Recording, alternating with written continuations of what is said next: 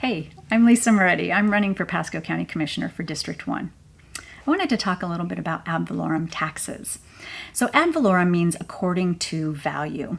And the way that we calculate that is for every $1,000 of property value that you have, it's $1 of tax rate. So our current ad valorem taxes come to about $4,556.26. What's included in there? County Commission operating expenses, schools required by state law, then our school capital improvement, Southwest Florida Water Management, also called SwiftMud, County Municipal Service Fire District, we have a county mosquito control, county fire rescue bond from 2019, a county jail bond from 2019, a county parks and rec bond from 2019, county libraries bond from 2019, a county fire rescue bond from 2020, a county libraries bond from 2021, a county jail bond from 2021, the county parks and rec bond from 2022, local discretionary, additional operating, and then we also have non-ad valorem assessments, which include solid waste, stormwater, streetlights. So all of these are things that are added onto your tax bill. I was watching the budget workshop on YouTube, and Amy Lee Farrell did a great job of explaining what the budget was and what our priorities are and how things were divvied up. So one of our priorities is pedestrian safety. And I'm a huge advocate of that because we have a lot of kids that are having to walk to school now that we changed how we are busing kids to school. So a lot of kids that live within the 2-mile radius of their school have to walk, and a lot of them don't have safe ways to get to school. And a lot of them actually endure a lot of flooding. When we have the time change, they're walking at night. They don't have sidewalks at all. There's no trees to keep cool. So that one's important. They also a lot of times don't have streetlights in the places in the county that streetlights make sense. So I'm concerned about how we are categorizing pedestrian safety.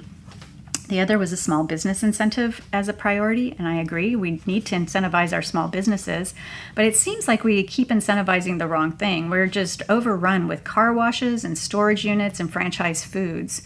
All of those franchisees, I'm sure, are great to have here in our community, but we also need to start incentivizing other kinds of businesses.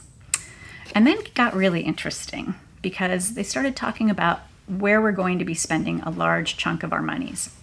And so some of the things that came up were $825,000 to update the bathroom at the sheriff's gun range. Now, I think that we could spend our money better.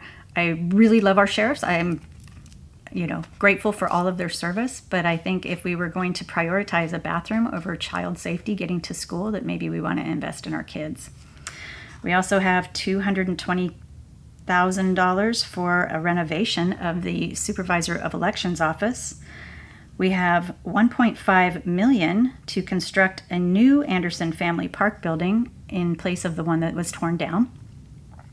We have $500,000 for a tax collector's office at Angeline. Now, we already have 2 tax collector's offices, one over here in the county seat, the other over in Newport Richey. And I'm not sure why we need to have a third one. So that was a little disconcerting. There's also a significant amount of money set aside to improve the Hudson Library, about $12 million. And with all the other bonds that we have in our ad valorem taxes, I'm a bit shocked that we didn't meet our requisite building costs on one of our final libraries. We have 12, and so Hudson was the last one to be finished. Why are we all of a sudden putting that off? So $12 million is a lot of money. Another component of ad valorem taxes that are actually somewhat shocking to me right now is that we just passed 2 new ones that aren't on the list that I showed you, and that is one for Parks and Rec, yet another one for Parks and Rec, and one for our roads. Now, our roads are also underwritten by our impact fees, our mobility fees. And so when we allow a major developer to defer their impact fees for up to 10 years, we're deferring the very infrastructure that we need to accommodate the impact of those new residents in our communities. And we all know that something that we buy 10 years from now is going to cost us a lot more than it would cost us today. So by deferring our impact fees just to be more attractive to developers is really shooting us in the foot. So we have a lot of ad valorem taxes that are keeping our residents from being able to purchase homes. Between that and homeowners and property tax, most people are priced out of being able to either keep their home or to become a first-time home buyer. And so what's the consequence? We see large corporations, some of them multinational, coming in and buying up entire neighborhoods and turning them into rentals and jacking the rental price up.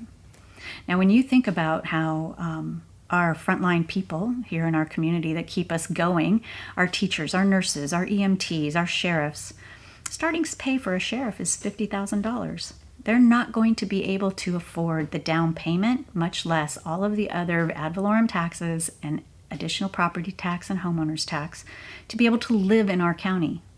That's ridiculous. We should be supporting the very people that keep us running and keep us safe and keep us educated and keep us all healthy. I'm absolutely flummoxed by why we have more ad valorem taxes when we have so much development happening. And I think you should be too. So, if you want better, vote better.